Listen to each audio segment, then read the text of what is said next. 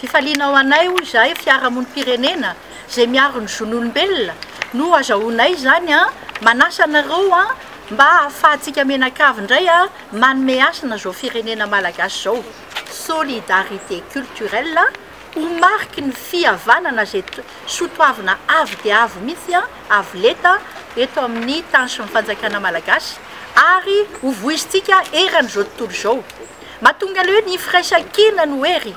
dia tsika zany amin'izao fotoana izao dia mametraka amin'izay fa raté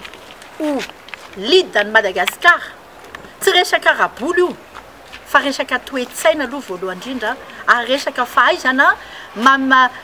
mapita eto amintsika samy malagasy ny fankatiavana sy ny fihavanana.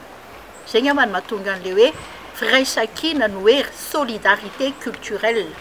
ary zay indrindra no mahatonga antsika zany hifampiantso ary indrindra anaparitaka any amin'ny vahoaka fa zao firenena zao matoa mijoro